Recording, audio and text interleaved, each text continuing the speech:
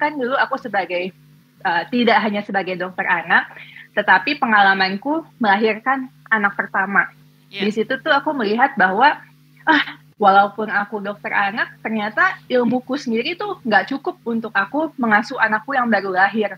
Kenapa ya? Tadi mungkin belajarnya penyakit-penyakit parah, bukannya belajar kayak gimana sih menyusui yang nyaman, ini mau dipompa apa enggak. Padahal itu yang membuat ibu-ibu tuh pada stres, pada depresi.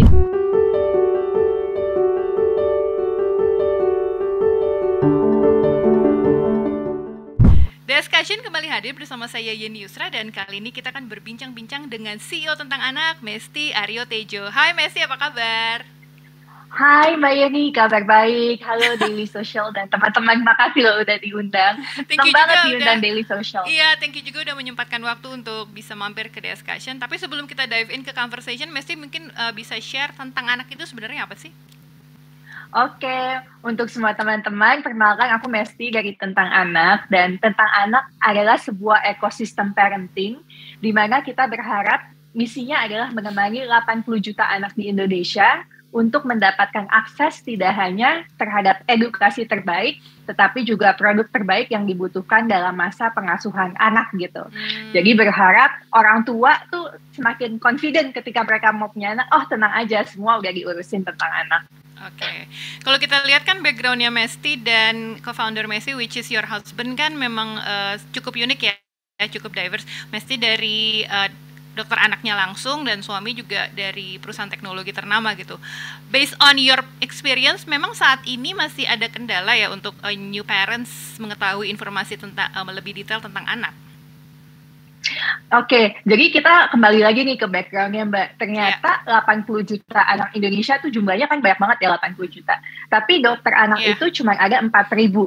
Nah, tadinya tuh sebelumnya aku tuh kerja di Rumah Sakit Cipto Mangunkusumo, Rumah Sakit Nasional, di mana pasien-pasiennya tuh mostly dokter anak tuh udah capek, udah sibuk banget menyelamatkan hidup dan mati gitu ya. Terus pasiennya juga, kasusnya juga berat-berat. Jadi dokter anak yang cuma 4.000 itu, mereka harus menangani banyak banget anak. Ketika pandemi gitu kan, aku tuh lagi hamil 8 bulan. Jadi aku dicutiin dari rumah sakit, dan akhirnya banyaklah waktu untuk aku bisa scroll social media, lihat parenting sekarang kayak apa. Ternyata kok banyak banget informasi yang tidak sesuai dengan evidence atau tidak sesuai jurnal ilmiah terpercaya gitu. Termasuk dari akun-akun yang followersnya banyak-banyak banget gitu. Tapi ya nggak bisa. Jadi aku berawal dari situ, aku pikir, oh ya mungkin dokter anak nggak ada yang juga mendedikasikan waktunya waktu itu untuk beredukasi di sosial media. Padahal kan orang tuh sekarang sukanya bite size gitu. Dan aku mikir, aku kan dokter anak masih muda nih. Aku takut kalau aku yang ngasih info sendiri nanti aku diserang atau dikomplain gitu. Oh ya udah, yang seru ngomong guru-guru aku aja, profesor-profesor aku gitu. Aku yakin mereka tuh sebenarnya pingin gitu berbagi edukasi, tapi mereka tuh udah sibuk gitu praktek. Kalau mau ke praktek mereka aja butuh 3 bulan untuk kita datang. Nah akhirnya waktu itu aku undanglah profesor-profesor itu untuk membagikan ilmu mereka gitu. Dan ternyata antusiasmenya sangat besar. Dan hingga bisa Tentang Anak berkembang seperti sekarang gitu. Jadi awalnya tuh sangat spontanitas aja. Jadi sebenarnya Tentang Anak ini adalah kolaborasi dari praktisi anak sendiri ya, atau dokter anak sendiri yang sudah berpengalaman nge-share informasi, atau juga ada tanya jawab real time mungkin di aplikasinya. Apa aja sih yang bisa diunggulkan di Tentang Anak ini? Udah ada aplikasinya kan ya Mesti ya? Ya, ada. Oke, jadi yang pertama diunggulkan, kenapa kita memakai kata ekosistem? Karena ini tidak hanya sebatas dokter anak. Untuk mengasuh anak itu butuh satu ekosistem yang lengkap gitu. It takes a village to raise a child. Jadi Tentang Anak ini pertama tentunya berfokus pada keluarganya itu sendiri. Bagaimana membangun keluarga yang baik gitu kan. Ada unsur dokter anaknya, ada psikolog anaknya, ada dari kebidangannya, kemudian ada sampai financial planner anak gitu. Jadi kita pinginnya ini menjadi ekosistem yang holistik gitu. Karena kan kita tahu kesehatan berhubungan sama ekonomi gitu kan. Ekonomi berhubungan sama sosial dan yang lainnya gitu. Jadi kita berusaha menyediakan satu ekosistem yang memang sudah lengkap sekali. Dan seiring berjalannya waktu, mungkin kan dulu aku sebagai tidak hanya sebagai dokter anak, tetapi pengalamanku melahirkan anak pertama. Di situ tuh aku melihat bahwa walaupun aku dokter anak, ternyata ilmuku sendiri tuh nggak cukup untuk aku mengasuh anakku yang baru lahir. Kenapa ya? Tadi mungkin belajarnya penyakit-penyakit parah, bukannya belajar kayak gimana sih menyusui yang nyaman, ini mau dipompa apa enggak. Padahal itu yang membuat ibu-ibu tuh pada stres, pada depresi, ini mau ngasih menu MPASI apa gitu. Jadi dulu tuh mungkin 3 tahun yang lalu sama sekali belum ada aplikasi yang benar-benar all in one gitu. Jadi semuanya scattered. Aku pun punya aplikasi sampai 4-5 aplikasi lah untuk kebutuhan satu parenting. Satu untuk aku MPASI, satu untuk aku screening perkembangan, satu untuk aku MPASI perkembangan, kontrol lihat tumbuh kembangnya si anak gitu. Satu untuk belanja gitu, belanja kebutuhan anak gitu. Jadi kayak orang tua udah capek banget, ditambah lagi harus banyak menyortir informasi, mencari-cari lagi untuk mengasuh anaknya. Dan itu menjadi beban yang cukup berat menurut aku sebagai orang tua. Kalau kita lihat sebenarnya aplikasi tentang anak ini masuknya ke lifestyle apa ke health tech sih? Apakah kedepannya akan dikembangkan, correct me if I'm wrong Mesti, apakah ternyata ada rencana untuk konsultasi telemedis atau booking ke rumah sakit khusus untuk dokter anak, atau ternyata memang udah ada di aplikasi? Karena gue sih ngeliatnya kayaknya potensinya besar, karena kalau kita lihat kan di aplikasi telemedis yang ada kan fokus ke dokter anaknya kayaknya nggak terlalu banyak ya, apalagi kita di saat pandemi fokusnya kan ke COVID ya. Kalau kedepannya ada rencana nggak? Terus dari sisi aplikasi masuknya ke lifestyle apa ke health tech? Oke, jadi tidak menutup kemungkinan ya, kita selalu terbuka terhadap opsi-opsi, tapi kita berusaha menjawab dari permasalahan yang paling banyak dimiliki orang tuanya dulu nih, apa sih? Jadi ternyata basicnya aja tuh mereka belum punya gitu, pemahamannya gitu. Kemudian kita ya akan masuk ke seluruh ranah parenting ekosistem, tidak dipungkiri nanti masuknya ke fintech misalnya untuk anak ya. Jadi semua wilayah tentang parenting ini akan kita explore sehingga yaitu pada akhirnya semua orang tua pokoknya urusan parenting mau sampai urusan sekolah anaknya, dana pendidikan anaknya, apapun soal anaknya semua di tentang anak gitu. Karena memang kita ingin mendampingi. Jadi tentang anak ini mendampingi dari si anaknya itu bayi sampai anak itu kan definisinya sampai 18 tahun. Jadi semua kebutuhannya udah ada di situ gitu. Menarik ya, karena pandemi ini jadi secara langsung mengakselerasi adopsi digital ya. Jadi semuanya yang tadinya dilakukan secara konvensional atau secara offline semuanya ramai-ramai secara online, termasuk tentang anak ini semuanya di-pull di satu platform digital ya. Kalau kita lihat sebenarnya apa sih yang membuat tentang anak ini berbeda dengan platform lainnya? Karena kan bukan cuma tentang anak ya saat ini yang menghadirkan layanan yang sama gitu. Ada beberapa lagi yang juga sekarang mulai muncul, dan gue sempat ngobrol sama investor industri yang menyasar parenting ini ke depannya memang seksi nih Mesti. Kalau misalnya Mesti bisa differentiate antara tentang anak dengan aplikasi yang lainnya atau platform lainnya, apa sih yang membedakan dan unggulan dari tentang anak ini sendiri apa? Ya. Jadi kita yang membedakan yang pertama adalah tadi kita ekosistem yang lengkap ya, nggak cuma satu keahlian tertentu. Yang kedua adalah kita selalu mengungkapkan bahwa ahlinya tentang anak. Jadi tentang anak memang dibuat langsung oleh ahlinya gitu, oleh dokter spesialis anak, psikolog anak gitu. Jadi apapun yang didapatkan di tentang anak pasti sesuatu yang kredibel, itu yang paling membedakan.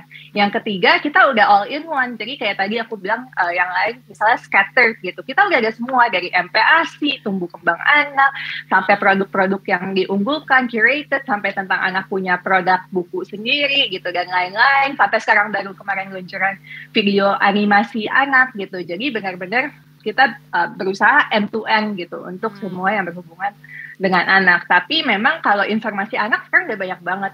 Kalau kita lihat mungkin parenting itu mesti bermula dari passionate parents gitu. Tapi kebetulan memang karena aku di sini adalah dokter anak juga dan passionate parents juga, jadi nggak semua case itu berdasarkan anakku.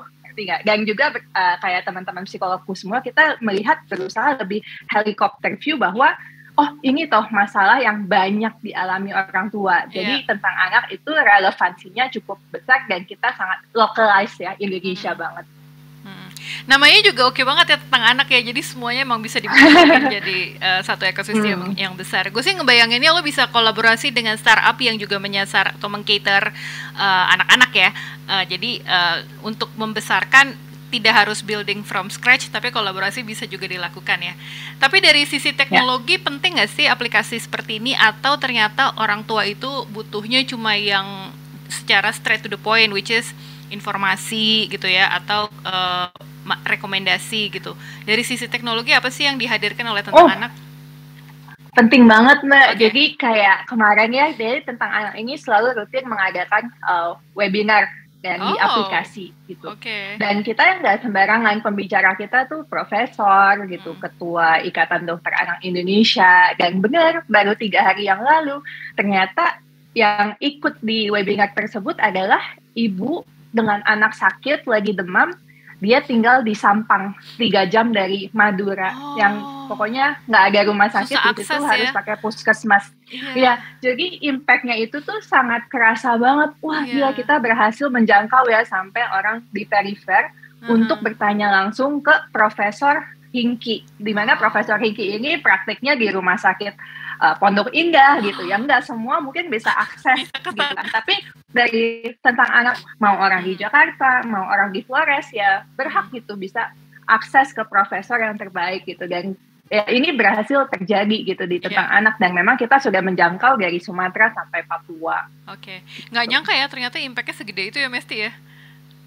Iya, dan itu bikin kita yang tadinya kayak capek gitu ya, langsung kayak wah, terharu. Terus pernah satu kisah, tiba-tiba kita lagi bikin edukasi session COVID-19, tiba-tiba ada ibu, dia nanya live bahwa aku udah ditolak 5 rumah sakit, dan kebetulan pembicaranya waktu itu ketua IGAI, dan malam itu juga langsung didampingi sampai dia langsung dapat rumah sakit gitu. Jadi apa ya, impact-nya itu sih yang aku selalu bilang ke tim aku, kayak jangan kita terlalu menggebu-gebu, terlalu serakah ingin mengejar growth gitu.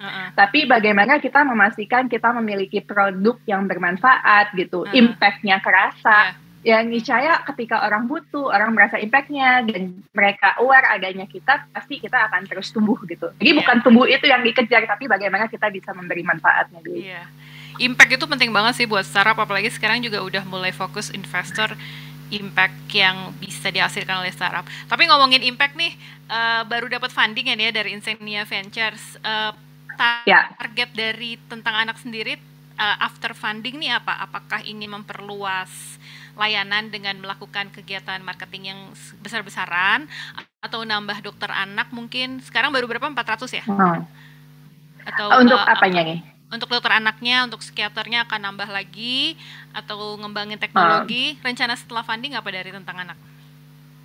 Yang pasti kita pertama ingin membentuk tim yang solid dulu ya, dari tim tentang anak gitu, bahwa ya kita mau bikin produk yang bagus, tentu harus punya product manager yang bagus, berpengalaman, kemudian punya engineer yang baik gitu. Jadi pertama kita untuk memastikan tim kita udah kuat dulu nih, solid gitu, baru kita bisa execute produk yang juga disesuaikan sama resource-nya. Nggak mungkin dong kita kayak niatnya muluk banget, resource-nya nggak ada, yang ada timnya burn out semua, produk juga nggak jadi gitu. Jadi yang pertama ke situ, kedua yang memastikan memang produk kita bermanfaat dulu nih untuk seluruh orang tua. Jadi sampai sekarang kan kita memang kekuatannya adalah di education platform ya, social media kita itu TikTok kita udah nomor 1. Jadi kita baru 1 tahun Mbak di social media, tapi TikTok kita udah nomor 1 untuk account parenting di Indonesia. Kemudian untuk Instagram kita growth dan engagement-nya jika dibandingkan account parenting lain sudah 3 atau 4 kali lebih besar untuk growth dan engagement-nya gitu. Jadi untuk itu kita udah berhasil, tapi tentu kan tadi target kita menjangkau 80 juta. Ya, bagaimana caranya kita bisa menjangkau itu dulu, itu yang sedang kita utamakan di 1 tahun ke depan. Jadi komunitas itu penting ya untuk pertumbuhan platform seperti tentang anak ya. Diawali dari komunitas, kedepannya bisa turun aja di banyak gitu. Tapi kalau kita ngomongin soal aplikasi parenting atau startup yang menyasar ke anak-anak, dan yang terkaitnya. Messi ngelihat ke depannya akan lebih banyak lagi nggak sih platform seperti Messi, not necessarily mirip ya, tapi mungkin mengcater dari sisi ini, dari sisi itu. Karena gue sebagai reporter beberapa kali juga udah interview secara founder yang fokusnya ke sini nih, mulai dari makanan, vitamin, segala macam gitu ya. Emang kedepannya akan lebih banyak lagi nggak sih Messi ngelihat, dan pandemi ini mendorong platform seperti ini untuk tumbuh nggak sih? Karena semuanya sekarang dilakukan secara online gitu kan? Iya sih, maksudnya parenting ini kami tidak merasa apa ya berkompetisi dengan pihak lainnya gitu ya. Karena memang permasalahan di parenting ini besar sekali dan memang ada 80 juta tadi aku bilang anak Indonesia tuh ada 80 juta dan ada masalah banyak banget gitu. Jadi aku yakin sih ke depannya banyak sekali memang yang akan melihat ini suatu opportunity ya, bahwa karena sebelumnya masih overlook, dan kebetulan memang sekarang kan millennials nih yang katanya generasi teknologi baru di fasenya mulai jadi orang tua, mereka baru merasa oh banyak ya masalah parenting ini yang mungkin belum tersentuh teknologi. Tapi nggak bisa diabaikan juga bahwa memang masih banyak juga masyarakat yang belum tersentuh oleh teknologi ini gitu. Kalau kita bicara commerce, makanya sekarang banyak offline gitu kan, retail lagi bagaimana-mana gitu kan. Ya tinggal berpikir bagaimana kita benar bisa menyentuh sih ke seluruh anak di Indonesia ini. Jadi nggak takut dengan kompetisi ya, lebih banyak lebih bagus ya. Iya kan, aku dari kecil memang nggak suka kompetisi Mbak. Jadi kenapa aku merasa ya kita kan nggak bisa, we cannot do everything right. I mean like everyone has their own strength and also has their own capabilities, dan aku percaya sih apa yang tentang anak punya dengan kompetensi kita yang terbaik ya, selama kita fokus misinya adalah melakukan sesuatu dari apa yang kita bisa untuk orang lain, ya tadi akan terus tumbuh gitu. Ya kayak apa yang udah kita alamin setahun ini gitu. Dari awal kan bikinnya aja sebenarnya tentang anak itu cuman satu acara IG live di Instagram pribadi aku gitu. Tiba-tiba sekarang jadi platform startup yang memang kita berusaha menjawab masalah di masyarakat gitu. Iya. Oke Messi, terima kasih atas waktunya ya, dan kita tunggu update selanjutnya dari tentang anak ya. Baru setahun ya, masih muda. Baru setahun. Iya, betul sekali. Alhamdulillah kita udah mencapai 600,000 lebih users ya across platform, dan dalam 2 bulan aplikasi kita itu sudah di posisi 3 ya waktu itu di App Store. 2 bulan itu kita 50,000. Sekarang kita udah lebih dari segitu. Nggak nyangka banyak peminatnya ya. Diawali dari akun Instagram, akhirnya sekarang jadi sebuah platform yang udah dapat funding juga. Oke, congrats Messi atas prestasinya sejauh ini meskipun baru, dan kita tunggu lagi berita selanjutnya dari tentang anak ya. Selamat bekerja kembali Messi. Thank you Mbak Yani, thank you Daily Social. Bye.